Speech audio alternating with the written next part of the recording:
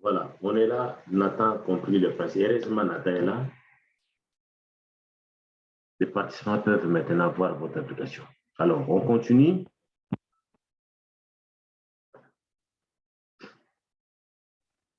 Bien. Il est en train d'arrêter la première partie.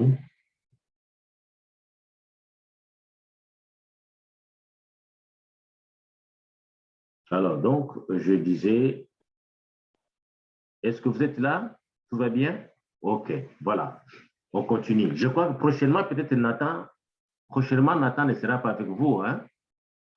C'est question que vous puissiez s'y retenir pour que, s'il est occupé, que vous puissiez vous débrouiller seul. Alors, donc, vous avez vu, je vous ai parlé, n'est-ce pas, de l'origine de la diversité génétique, l'origine génétique. L'origine génétique, nous avons parlé de récombinaison.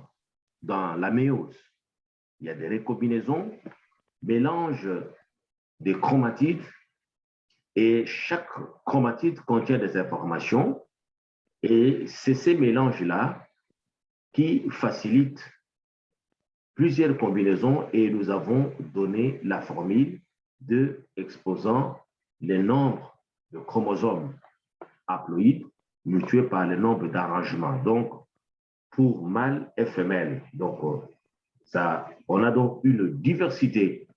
Donc, pour chaque gamétogenèse, ovogenèse comme spermatogenèse, il y a une diversité d'informations. Alors, maintenant, nous avons dit aussi qu'à part l'origine génétique, nous avons une diversité génétique qui provient aussi de l'environnement. L'environnement joue un rôle très important sur la diversité génétique des espèces. Et l'environnement fait quoi? L'environnement crée la mutation génétique. Donc, la mutation génétique provient de l'environnement. Nous avons beaucoup de facteurs de l'environnement qui peuvent occasionner la mutation, le changement brusque d'une espèce. L'espèce doit changer, doit s'adapter pour survivre. Et lorsque l'espèce s'adapte pour survivre, il intervient aussi la sélection naturelle. Et nous allons voir plus loin lorsque nous allons parler de la loi de Hardy-Weber comme élément des performances, comme nous avons dit dans notre deuxième diapositive. On va montrer l'importance de la sélection naturelle sur la mutation.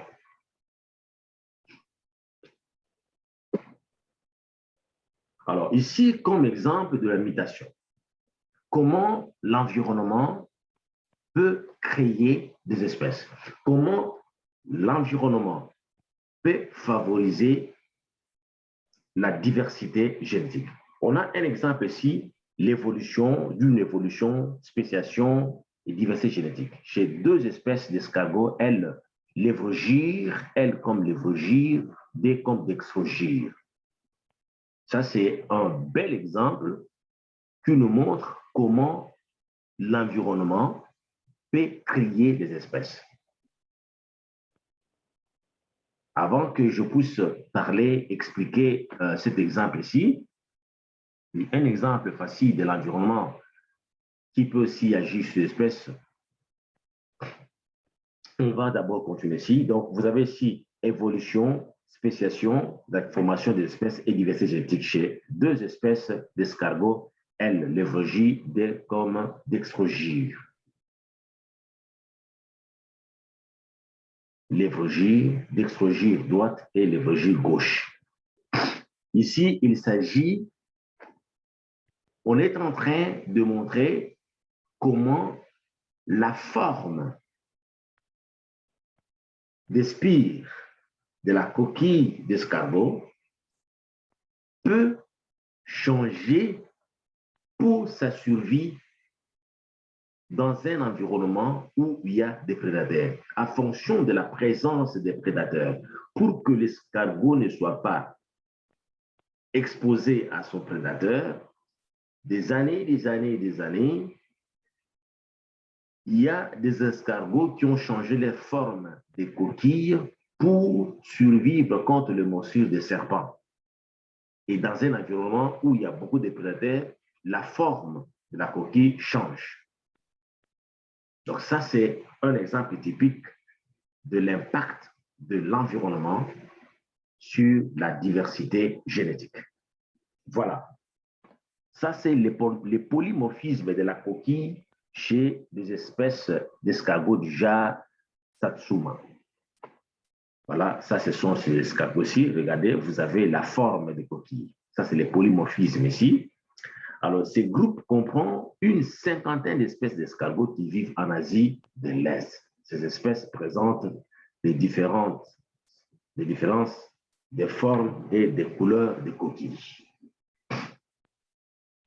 Ça, c'est les polymorphismes. C'est les polymorphismes phénotypiques. La différence de forme, c'est ça ici. Mais au départ, il s'agissait d'un même escargot qui change de forme. Vous voyez ici, regardez, avec cette ligne ici, qui change de forme à fonction. Donc, change de forme pour la survie dans un environnement hostile. Regardez cet exemple de polymorphisme. Alors, une espèce d'escargot qui tourne dans le mauvais sens, ici, par exemple là, regardez la forme ici, comment ça tourne dans ce sens, on appelle espèce actuelle ou dextrogire.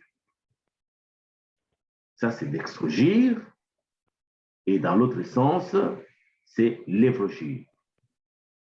Extrogire, lévrogire. Si nous retournons dans notre premier dia ici, regardez, c'est ça la forme, c'est ça ici. Vous voyez ça? C'est ça la forme. Donc, c'est dextrogire. On est là, je reviens.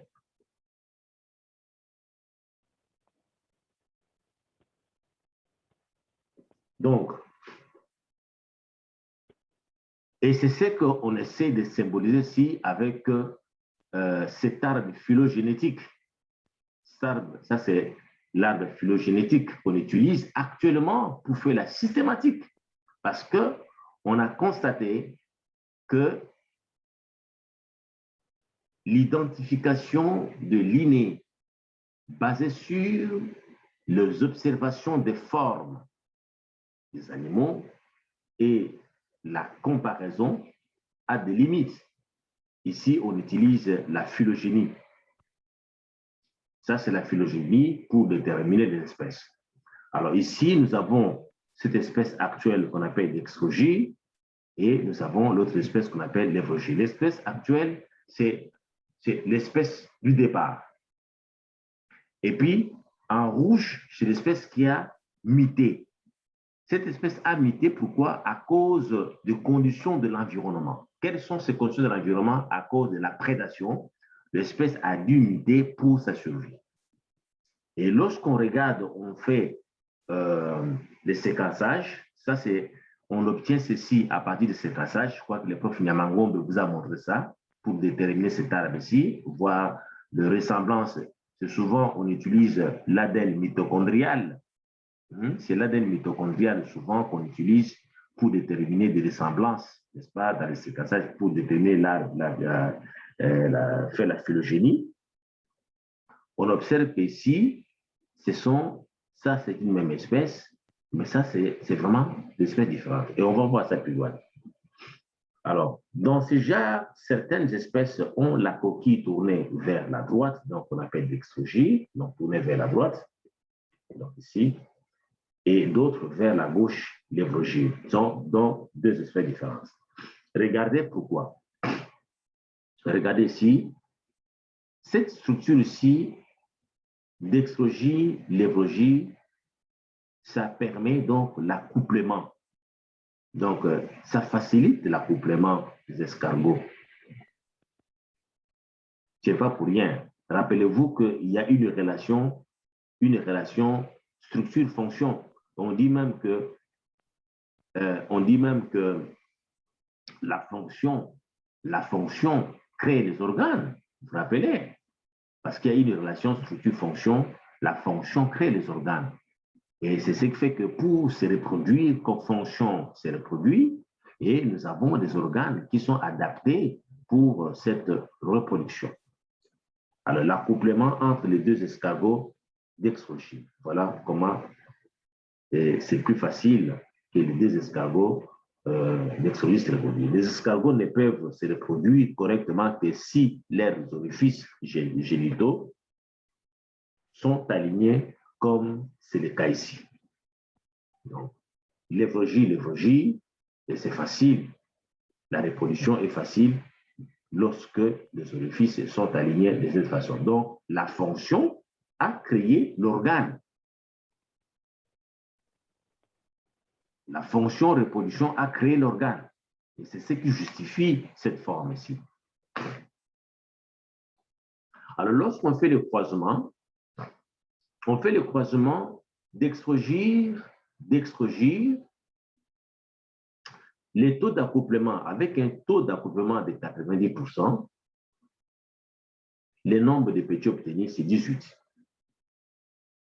L'évrogie croisé avec l'évrogie, avec un taux d'accouplement de 90%, de 80%, le nombre de petits, 18. Mais par contre, lorsqu'on croise l'extrogir et l'évrogie, les taux d'accouplement 34%, le nombre de petits, c'est nul. Ça montre la suffisance que d'extrogir et l'évrogir, ça sont des expériences qu'on a essayé de faire. Ce sont donc deux espèces différentes. Pourquoi? D'extrogir et l'évrogir, ça ne marche pas. Il y a zéro nombre de petits zéros. C'est parce que d'abord, l'accouplement est difficile. La forme des coquilles ne permet pas aux deux espèces de s'accoupler. Comme je disais ici, la fonction crée l'organe. Mais ici, la forme des coquilles ne permet pas aux deux espèces de se reproduire. D'ailleurs, les espèces différentes ne se reproduisent pas. Deux espèces différentes ne se reproduisent pas. Voilà ce que nous obtenons. Mais plus tard, ici, l'idée, nous allons voir pourquoi, quelle est la fonction de l'environnement qui a fait que, à partir la fonction de l'environnement qui a fait que d'extrogie, l'escargot d'extrogie deviennent l'évrogie. Quelle est cette fonction de l'environnement? Quelle est la condition de l'environnement qui a fait cela? Voilà ici, génotype. On donne le génotype d'escargot, l'évrogie et l'extrogie. Ça, c'est les génotypes. Voilà les génotypes. Voilà ici, ce sont les génotypes. L'essence de la rotation de la coquille est contrôlée par un gène qui existe sous deux formes. Le gène est là, grand G, D. Voilà, c'est ça, le gène qui contrôle, n'est-ce pas, le génotype des escargots, l'évrogie et l'extrogie.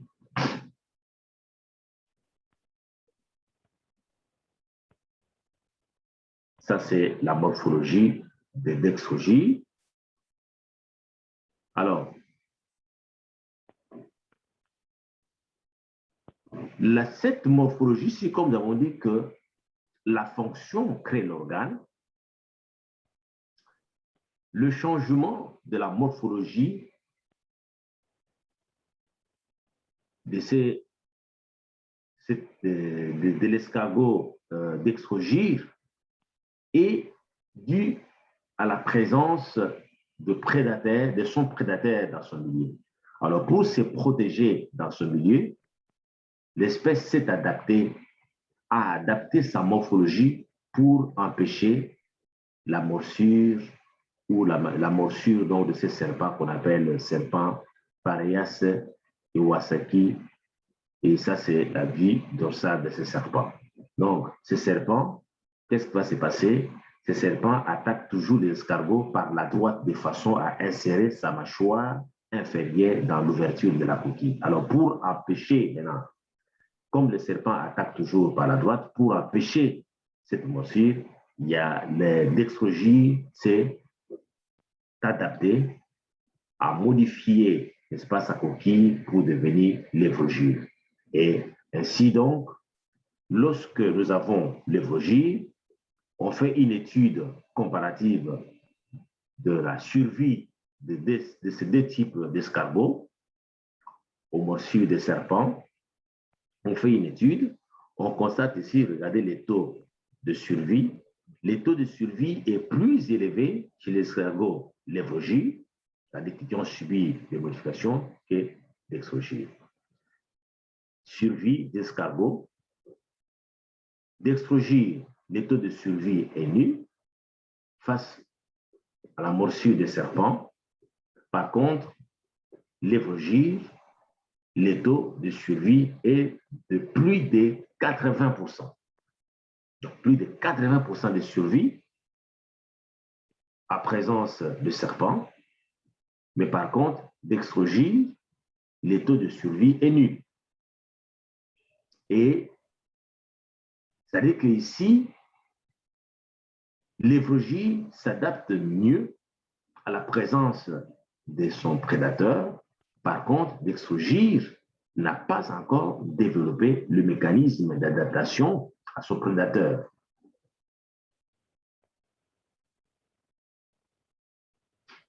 Alors, comment on peut justifier cela? Regardez si nous avons la localisation géographique des escargots, d'extrogir, l'évrogir et du serpent. Alors, ça, c'est la carte. Ici, nous sommes en Asie. Ça, c'est le Japon. C'est un serpent qu'on trouve au Japon. Après, donc, l'escargot, l'évrogir, on a vu les noms scientifiques avec les serpents. Les deux, ce sont deux espèces qu'on trouve au Japon. L'escargot Satsuma d'extrogir est un peu plus éloigné, n'est-ce pas, du serpent, le prédateur, dans ce milieu. Par contre, Satsuma d'extrogir est plus proche. Alors, et par le fait que, avec cette carte ici, on voit que Satsuma d'extrogir, plus éloigné, n'a pas développé le mécanisme d'adaptation au serpent. Donc, ce n'est pas important, comme je le répète toujours, la fonction crée l'organisme. Il existe une relation structure-fonction. Et ici, la fonction de la défense contre les prédateurs serpents a créé l'organisme, a créé la modification de la coquille à l'évrogir. Parce que, comme nous avons dit, que les serpents attaquent à droite en modifiant la forme des coquilles à cause de la fonction de la prédation pour la défense contre les prédateurs, nous avons obtenu une nouvelle espèce. Et avec l'échiquier que nous venons de voir, et lorsqu'on croise d'extrogir avec d'extrogir, on observe que avec un taux d'accouplement, on a vu qu'il y a le nombre de petits est trop faible. Il n'y a même pas d'accouplement parce qu'il n'y a pas de progéniture. Et ce qui montre à suffisance qu'effectivement, il s'agit d'une autre espèce. Donc, cet exemple illustre bel et bien l'importance, l'impact de l'environnement sur la spéciation, la formation des espèces, l'impact de l'environnement sur la diversité génétique. Donc ici, l'environnement fonctionne pour les cas spécifiques, la prédation, la lutte contre les prédateurs, et à cause de la lutte contre les prédateurs, nous avons l'espèce du départ, Satsuma d'extrogir, qui a changé, qui a subi une mutation, une adaptation pour devenir Satsuma l'évrogir, et l'évrogir pour se protéger contre la prédation ou contre les morsures des serpents Pareas Iwasaki. Donc ça, c'est l'impact de l'environnement sur la spéciation ou la diversité génétique. Les exemples sont légion. Il y a beaucoup d'exemples de l'environnement qui font que beaucoup d'espèces changent de forme. Il y en a beaucoup d'exemples. Il y a beaucoup d'exemples. Beaucoup d'exemples de l'environnement. L'environnement joue un rôle très important sur la diversité. Sur la diversité. C'est-à-dire que même lorsque la monoculture, par exemple, vous voyez, la monoculture défavorise, par exemple, la diversité génétique. La monoculture.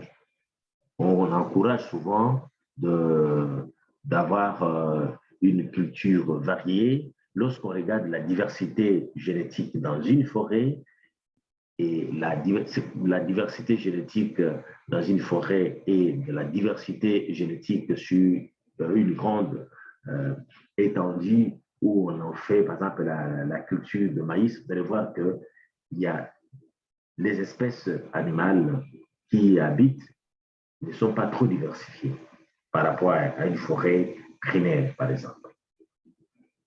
Et quand vous regardez aussi la diversité génétique, par exemple, lorsqu'on est ici, par exemple, la diversité génétique en Occident, hein, où vous allez voir une grande forêt avec un seul, avec une végétation non diversifiée, et vous allez voir que la faune aussi n'est pas si trop diversifiée.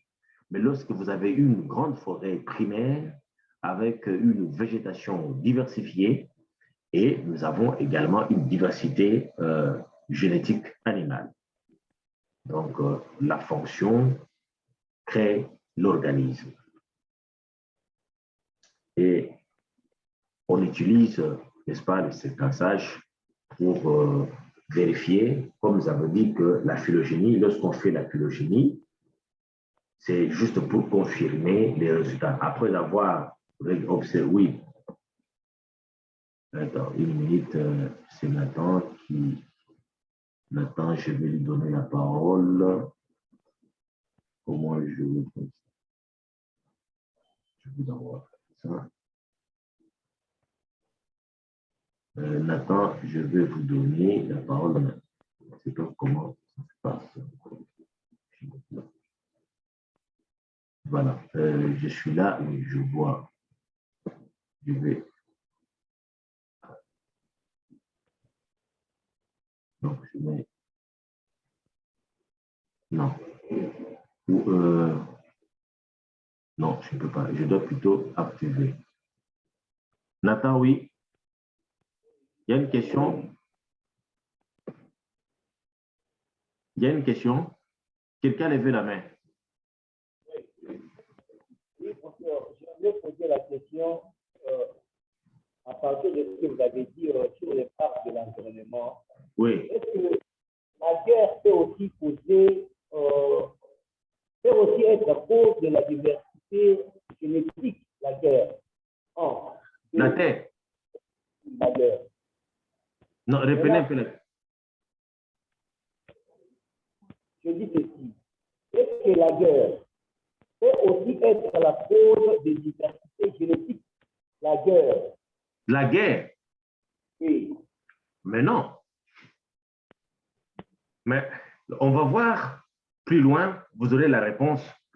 Lorsqu'on parle de la guerre, ici, comme nous sommes en génétique, on peut parler de la chasse. On va voir comment, mais la guerre ne peut pas être à la base de la diversité. La guerre tue. Lorsque nous avons la guerre, mais la guerre doit, la guerre contribue à la diminution de la diversité. D'abord, la guerre, c'est de l'intolérance. Lorsqu'il y a la guerre, on s'entretue.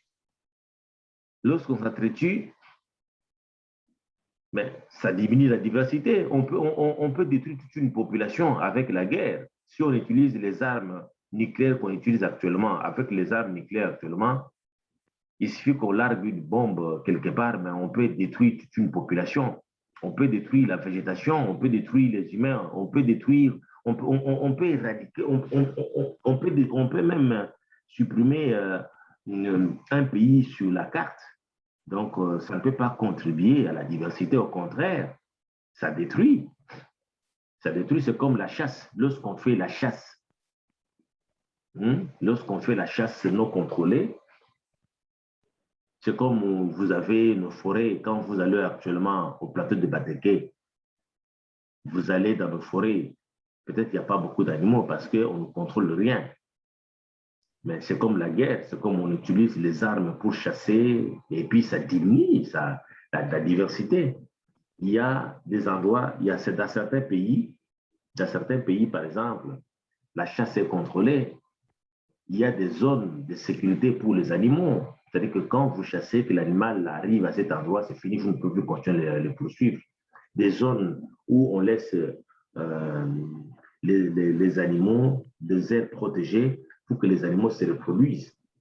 Donc, la guerre ne peut pas contribuer à la diversité. Au contraire, la guerre ou la chasse, tout ce qui détruit la vie diminue la diversité. Mais nous avons entendu que là, au Japon, à cause de la guerre qui s'était déroulée là-bas, il y a maintenant les monstres qui naissent là-bas.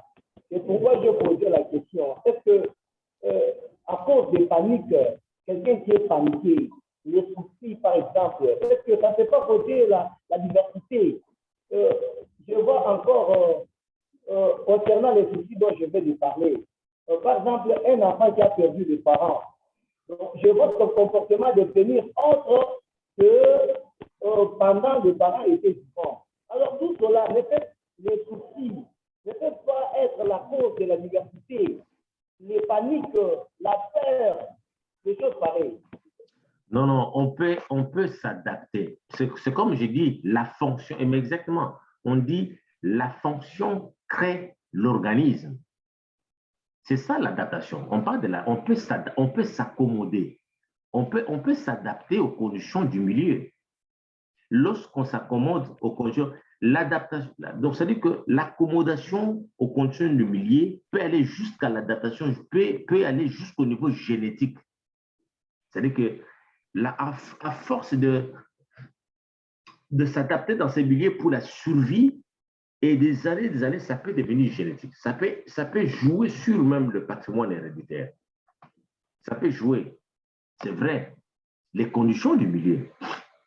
Mais lorsqu'on considère la guerre, mais la guerre, je ne sais pas comment vous imaginez la guerre, mais la guerre, si nous allons au sens strict des mots avec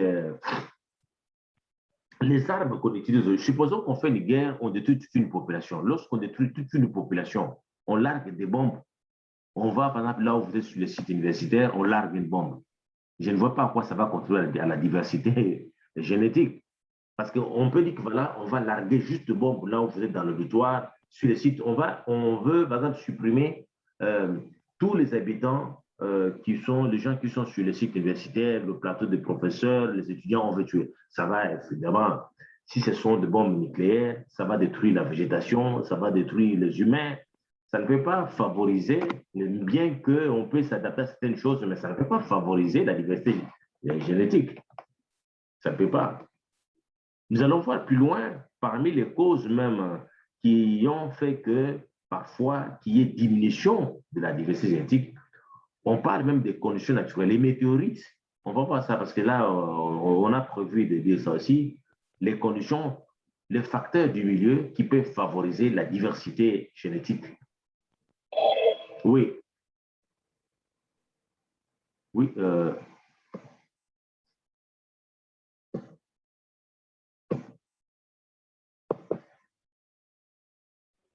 Oui, Nathan. Oui. Oui, une question. J'ai vu la main levée. Oui. Je vous écoute.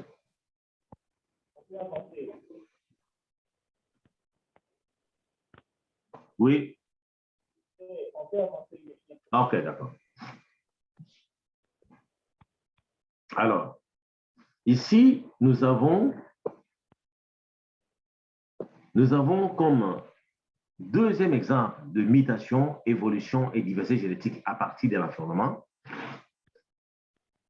premier exemple, nous avons vu les cas de l'escargot. On a vu ici, l'idée est que la fonction, n'est-ce pas, la fonction crée l'organisme. Et pour que l'organisme se crée, il y a une mutation, il y a une adaptation. L'organisme doit s'adapter à fonction, n'est-ce pas, de la nouvelle donne dans l'environnement. Alors, le deuxième exemple, toujours en rapport avec l'impact de l'environnement sur la diversité génétique, nous avons les cas de la nouvelle variante. Variante SARS-CoV-2. Ça, c'est les noms scientifiques de variants que nous avons actuellement, bien qu'il semble que là, vous ne croyez pas que ça existe, mais les variants COVID existent quand même. Ça, c'est au départ, on avait COVID-19, mais actuellement, il y a des variants britanniques, il y a des variants indiens, brésiliens, sud-africains, donc il y en a beaucoup. Donc, il y en a beaucoup. Je vais réduire un peu. Donc, il y en a tellement beaucoup que ce sont ces variants ici, par exemple. Donc, voilà. Alors, une mutation, et ça, il s'agit d'une mutation, n'est-ce pas, qui est, oui.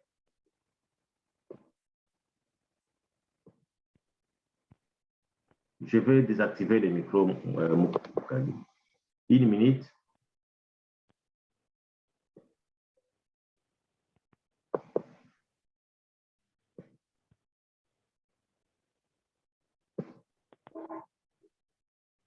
Oui.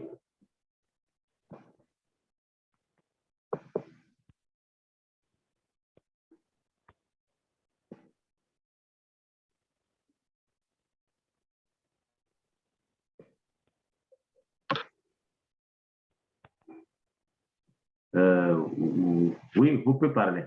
Le micro est désactivé. Attends. Voilà, je vous écoute, Moukadi. Je vous écoute. Moukadi, je vous écoute.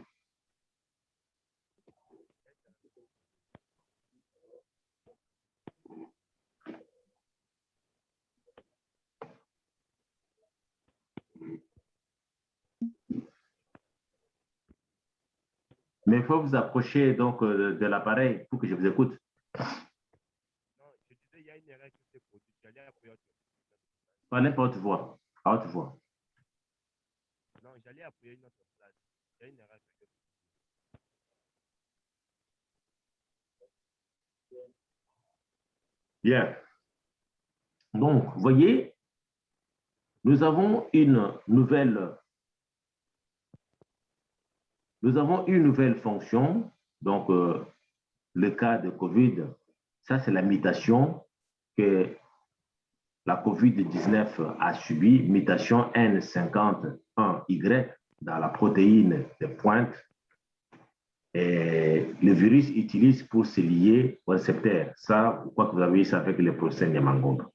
Alors, voyez, comme je disais que la fonction crée l'organisme, avec cette mutation, le variant, il y a augmentation de l'infectiosité au niveau du variant. Donc, le variant que nous avons actuellement peuvent infecter 10 fois, n'est-ce pas, les humains que la COVID-19 qu'on avait avant. Donc, ça, c'est une nouvelle fonction et ça montre également cette diversité qui est liée à l'impact de l'environnement. Alors, nous avons toujours comme troisième exemple de l'impact de l'environnement sur la diversité. Nous avons l'origine, l'évolution et la diversité génétique du VIH. Ici, vous allez lire cet article ici très intéressant. Je vais vous envoyer ça, cet article que vous allez lire, cet article, parce que vous voyez, contrairement au parcours normal, comme vous avez choisi le système LMD, ici, vous devez vous habituer vraiment à lire. Vous devez vous habituer à lire. Et ça, j'aimerais que vous puissiez lire. Quand on se verra la prochaine séance, je vous poserai des questions et vous allez m'expliquer un peu comment l'impact de l'environnement sur la liberté génétique. Alors, à partir de cet exemple de VH, comment est-ce que nous obtenons une diversité génétique de VH à partir de l'environnement? Donc, vous avez cet article ici. Donc, il suffit seulement de cliquer. Vous voyez, le lien est là. Vous avez les liens. Si vous cliquez sur ces liens, vous allez voir cet article qui est en français et vous pouvez lire.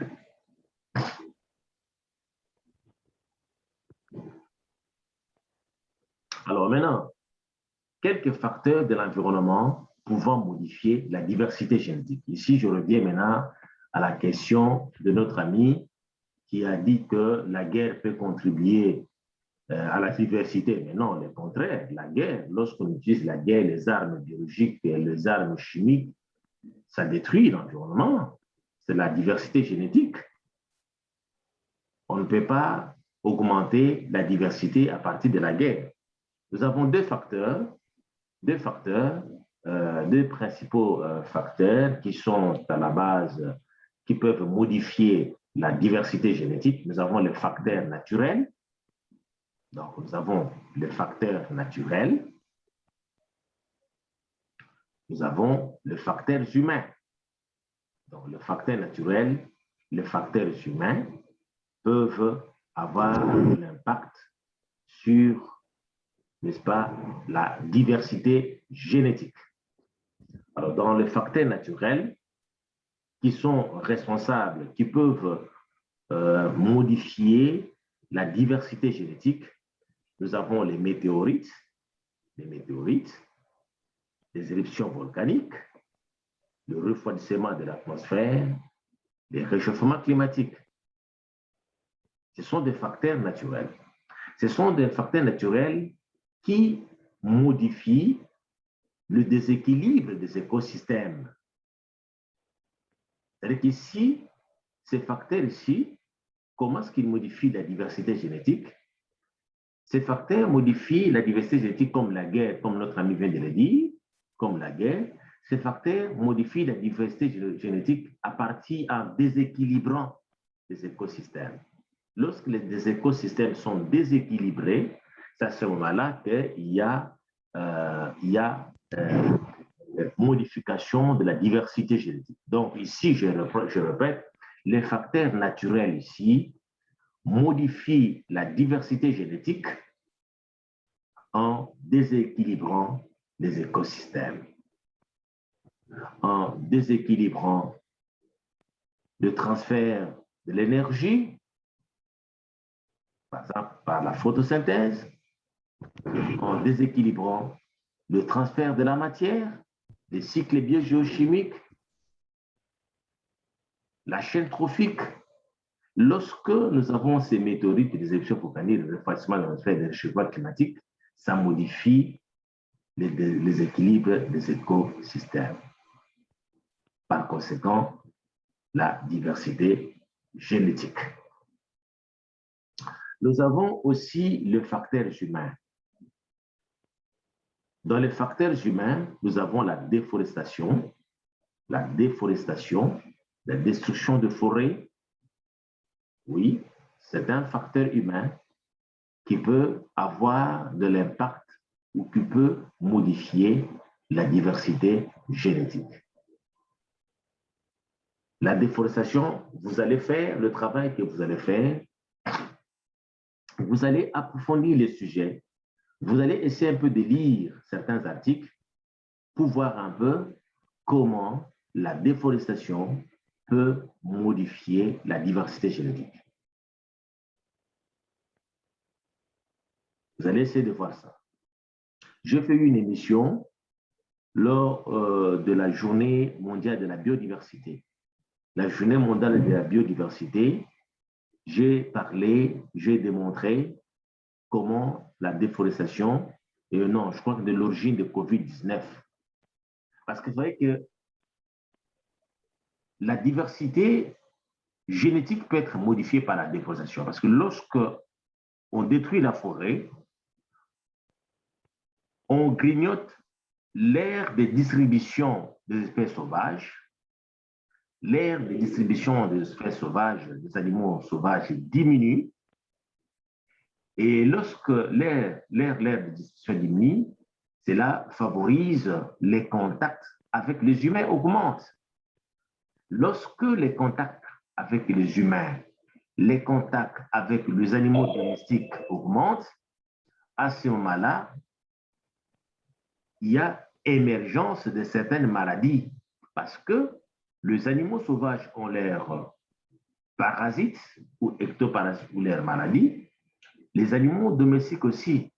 Mais lorsque on grignote l'aire de distribution, la forêt ou ces animaux, les forêts qui abritent ces animaux, qu'est-ce qui va se passer?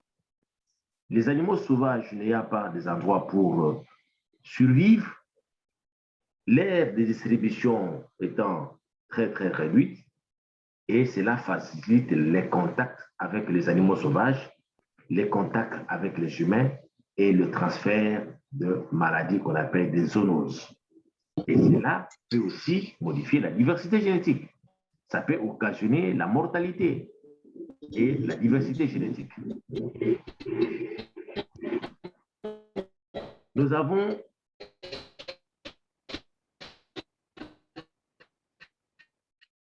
avons aussi la pollution.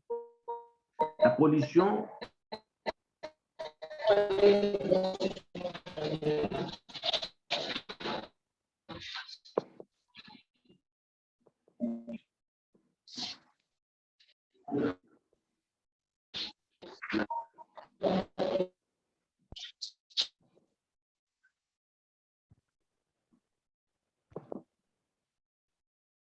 Nous avons aussi la pollution. La pollution, c'est la dégradation, polluer, salir l'environnement avec les composés toxiques. Ça peut également modifier la diversité génétique, la pollution.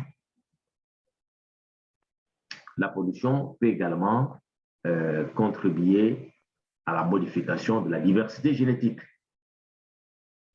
C'est pour cela, avec ce que je vous donne, ça c'est juste les notions élémentaires avant qu'on puisse entrer dans, puisqu'on disait que la génétique de population étudie la fréquence des gènes et les facteurs pouvant modifier la fréquence de ces gènes au cours de générations.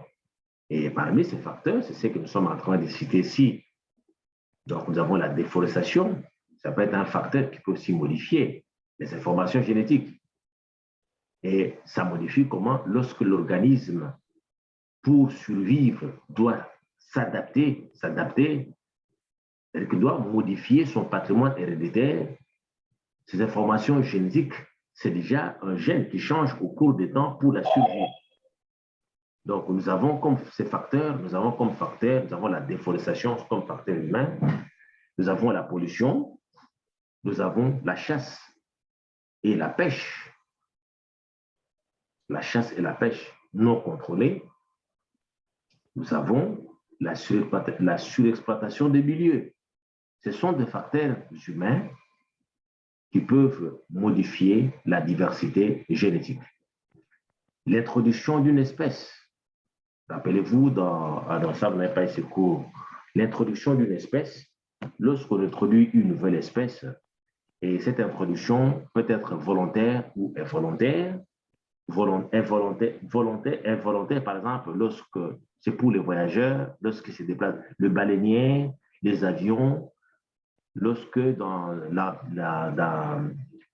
un avion, par exemple, vous avez les rats de l'Europe, par mégarde qui entre dans l'avion, qui se retrouve, n'est-ce pas, au Congo et qui se rencontre avec d'autres rats et la reproduction peut avoir lieu et vous avez, ensuite, ces races s'adaptent comme un nouveau milieu.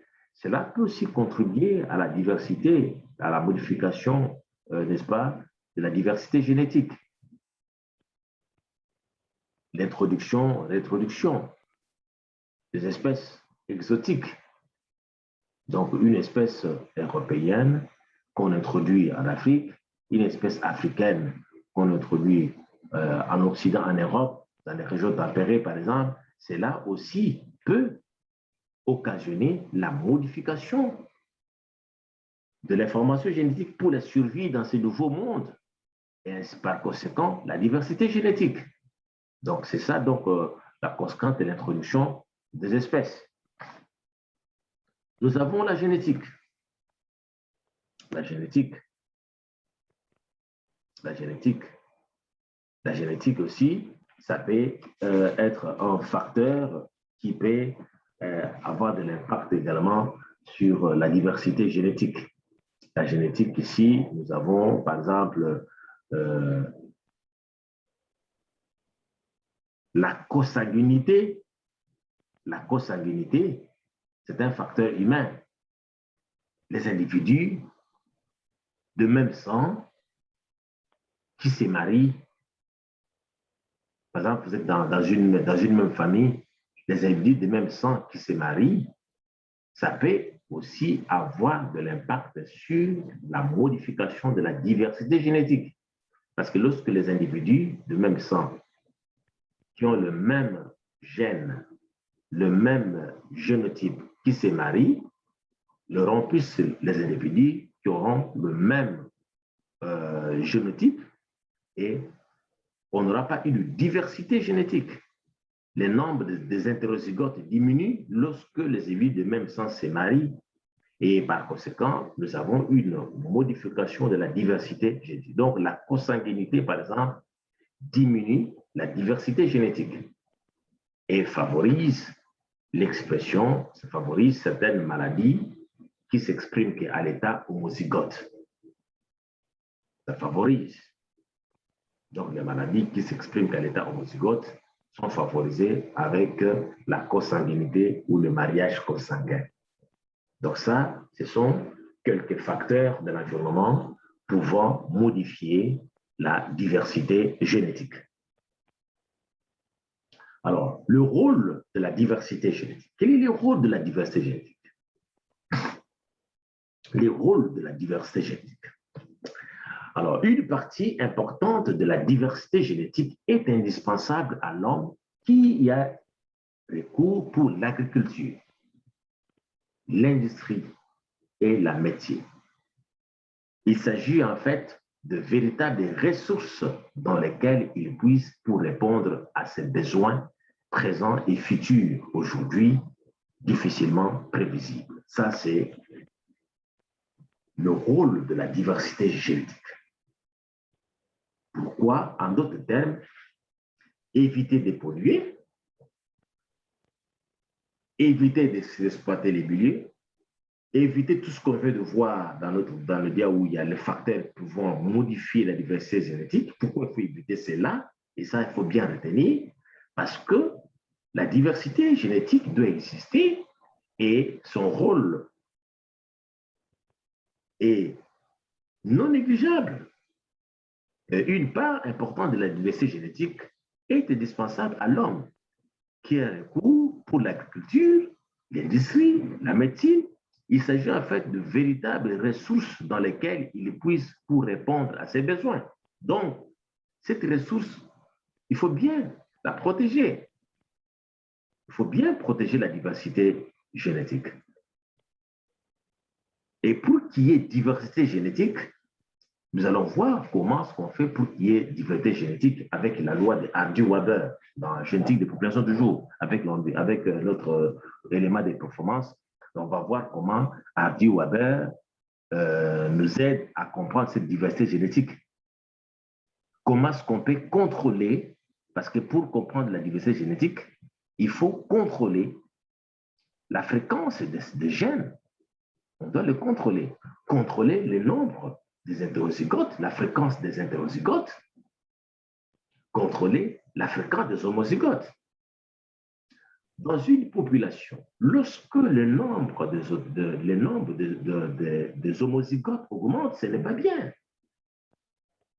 Dans une population, lorsque la fréquence des homozygotes augmente, à ce moment-là, la diversité génétique diminue. Lorsque la diversité génétique diminue, la probabilité, n'est-ce pas, de maladies qui s'expriment dans l'état homozygote augmente. Et le risque de mortalité, de létalité augmente aussi. Hardy-Waber, on va voir plus loin, nous montre comment est-ce qu'on peut contrôler le nombre d'hétérozygotes. Parce qu'il faut qu'il y ait beaucoup d'hétérozygotes dans une population. Il faut qu'il y ait beaucoup d'hétérozygotes. Oui, Nathan, je vous écoute. Une question? Oui.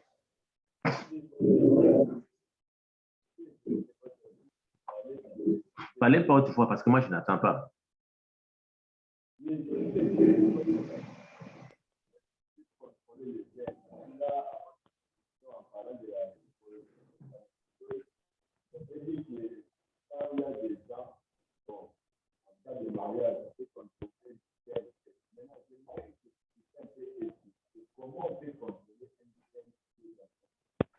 Est-ce que Michel, est-ce que tu peux un peu me répéter la question que le monsieur m'a posée?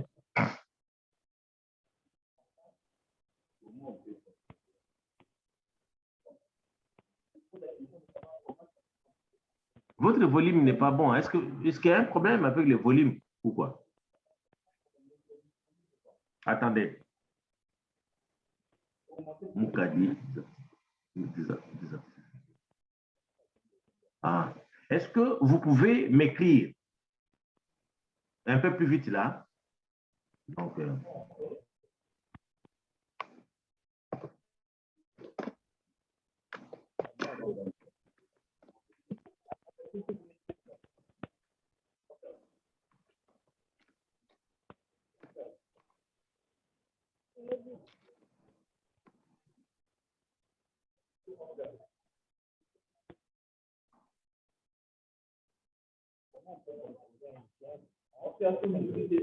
voilà, maintenant j'attends, oui.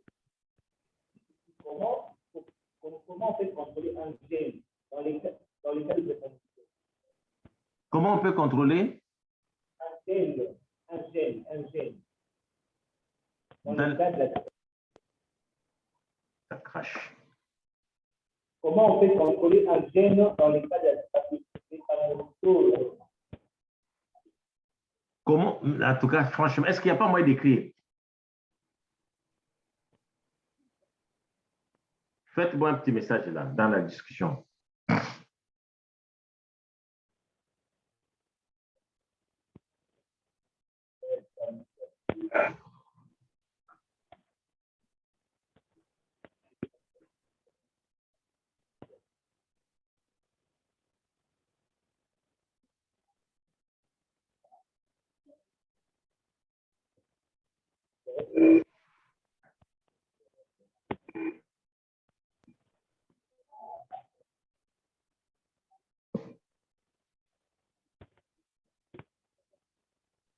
Ah oui, très bien.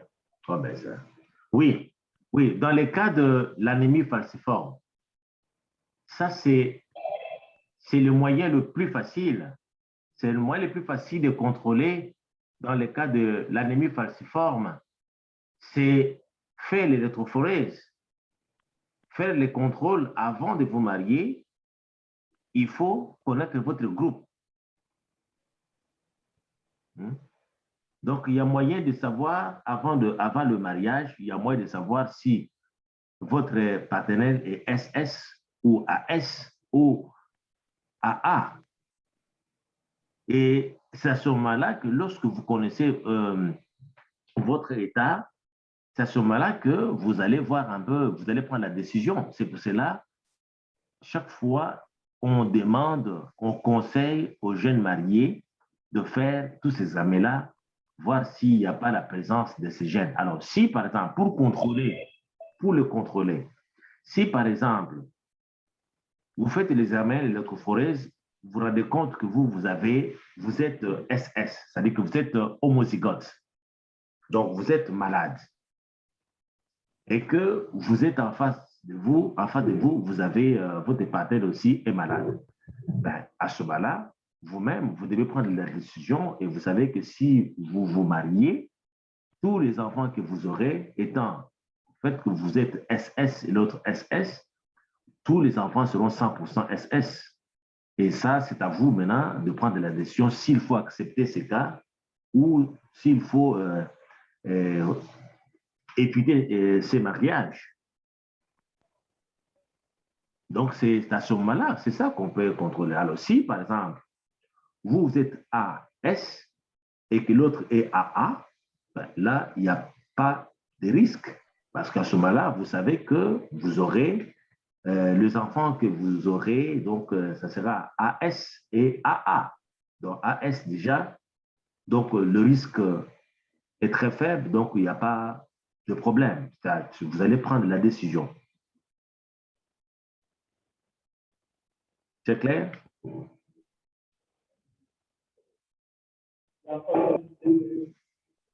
C'est clair?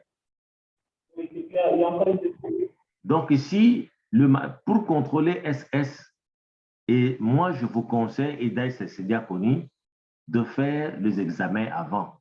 Si vous êtes... Oui, Nathan. Il y a? Oui. Docteur, en quoi est-ce la diversité génétique est importante en industrie et en médecine? En quoi la diversité... Oui, en quoi la diversité génétique peut être importante pour l'agriculture, l'industrie et la médecine? Mais l'agriculture, vous voulez manger tous les jours les maïs? Vous voulez manger tous les jours les maïs? Parce que la diversité génétique, ça vous permet aussi d'avoir une diversité en agriculture, diversité d'aliments. La nourriture que vous devez manger doit être diversifiée pour avoir tout ce dont vous avez besoin pour l'organisme, pour la croissance. Pour la croissance, on a besoin d'une diversité d'aliments. Et la diversité d'aliments, s'il n'y a pas de diversité génétique, vous n'aurez pas non plus la diversité d'aliments à manger. Vous avez besoin d'une quantité importante, vous avez besoin de sels minéraux, vous avez des aliments riches par exemple, à fer, vous avez besoin des aliments riches à ceci, cela. Rappelez-vous de la composition d'une cellule, n'est-ce pas? Composé organique, composé inorganique. Et pour que vous ayez tout ce qu'il faut dans l'organisme pour un bon fonctionnement de l'organisme des cellules, il faut qu'il y ait une diversité génétique, diversité d'organismes, diversité d'aliments. C'est ça donc. Et de même aussi en médecine, on a besoin de cette diversité. Vous savez qu'il y a beaucoup de plantes médicinales. La diversité génétique peut vous donner une diversité de plantes médicinales qu'on peut utiliser pour extraire des principes actifs, on peut fabriquer des médicaments. De même en industrie. Donc l'agriculture, on a besoin de cette diversité génétique pour avoir une diversité d'aliments.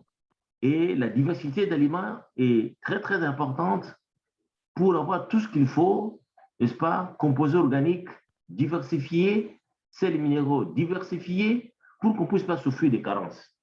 Alors, comme d'habitude, ça va couper et on va activer encore. Si ça coupe, ne vous inquiétez pas, on va utiliser le même lien, comme d'habitude.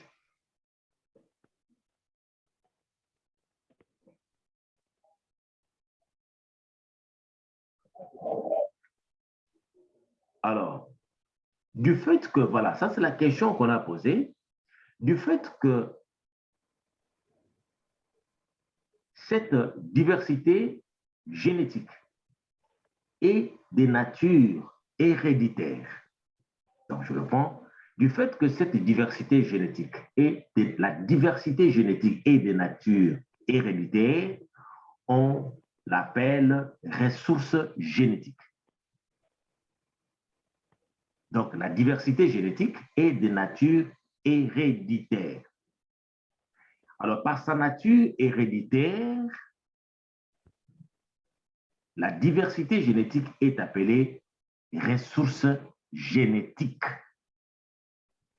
Et qu'est-ce qu'on attend par ressources génétiques? Par ressources génétiques, je vais mettre ça ici. Qu'est-ce qu'on attend par ressources génétiques? Par ressources génétiques, on parle de la population sauvage, les populations traditionnelles ou primaires, les races centralisées, les lignées ou les souches sélectionnées pour les animaux, les variétés anciennes ou modernes, les populations locales, les formes sauvages apparentées pour les végétaux, les souches, les isolants, les populations et les communautés pour les micro-organismes. Alors, leur préservation s'est faite en conditions naturelles, en milieu traditionnel d'élevage ou de culture ou en conditions artificielles selon ces catégories de ressources et l'objectif de conservation. Donc voilà, la diversité génétique a une nature héréditaire. Héréditaire parce que la diversité génétique, c'est sur base des informations. La diversité génétique peut être transmise. Donc on parle de diversité à partir des cas. Donc comme on a défini la diversité, on a dit qu'il s'agit de la variation de gènes dans une population, n'est-ce pas? Variation de gènes d'une espèce. Donc, c'est le caractère, cette variation est héréditaire. Alors, par le fait que sa nature est héréditaire, on parle des ressources génétiques. Et lorsque le ressource génétique sous-attend tout ce que nous avons ici. Ça, c'est voilà l'importance de la diversité génétique. Les rôles, l'importance. Tout ce que nous avons ici, c'est grâce à la diversité génétique. Voilà. Ça, c'est la diversité génétique.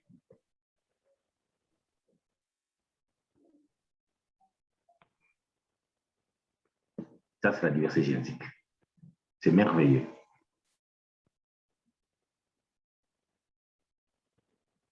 Oui, c'est bon. La diversité génétique contribue à la biodiversité.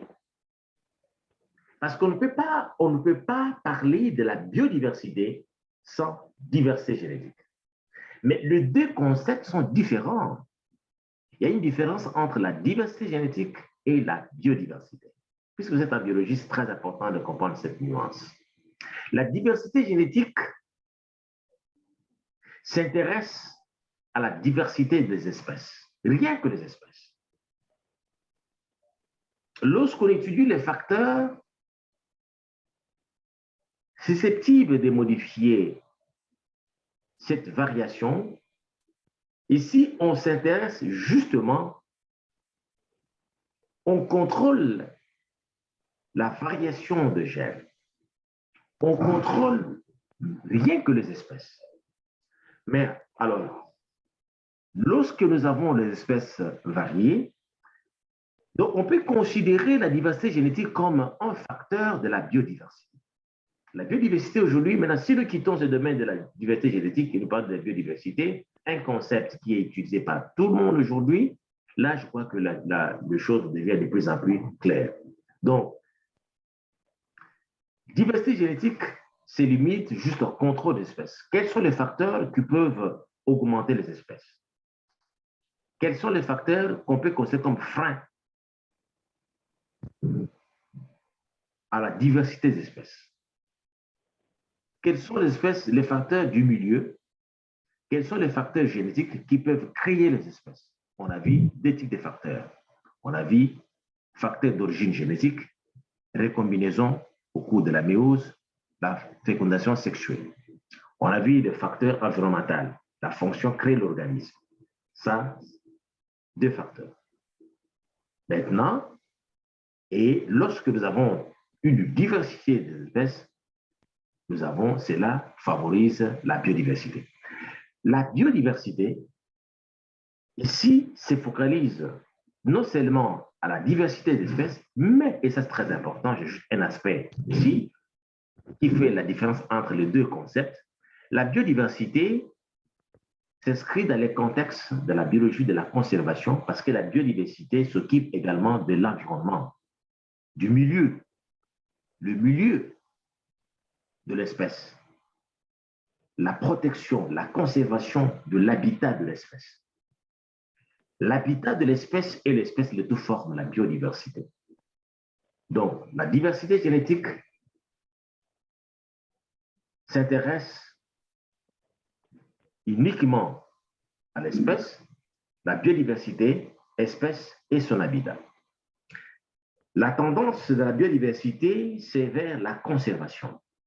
La biodiversité, c'est un concept qu'on utilise pour la conservation. Par contre, la diversité génétique, c'est un concept qu'on utilise pour étudier la spéciation, la formation, les conditions qui peuvent contribuer à la spéciation, à la formation, à l'origine même d'une espèce. Donc, ce sont des concepts qui vont donc ensemble. La diversité génétique, la spéciation, formation d'espèces, origine d'espèces, conditions, n'est-ce pas? Et la biodiversité, l'espèce et conservation d'espèces et son milieu ou son habitat.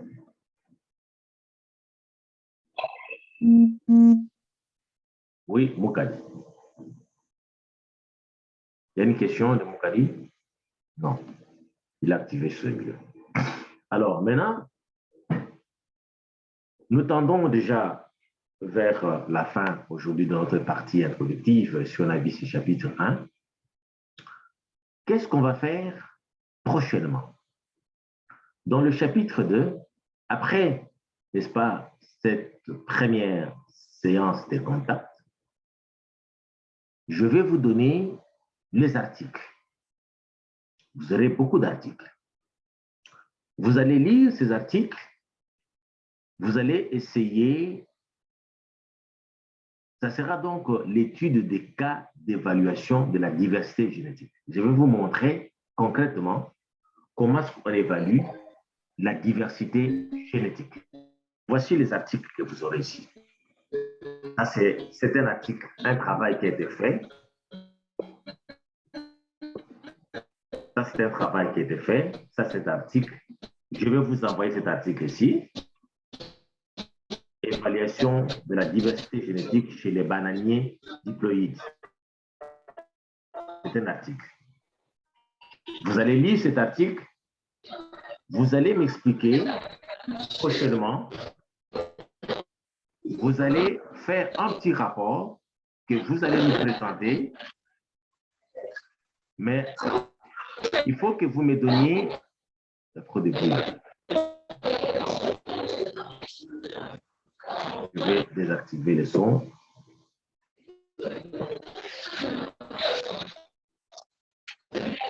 Il y a trop de bruit là. C'est qui? Désactiver. Désactiver les... Voilà. Alors donc, je disais que vous aurez cet article ici. Ça, c'est un cas concret, étude des cas de la diversité génétique. Parce que vous pouvez aussi faire des études quand vous allez chercher des sujets à faire.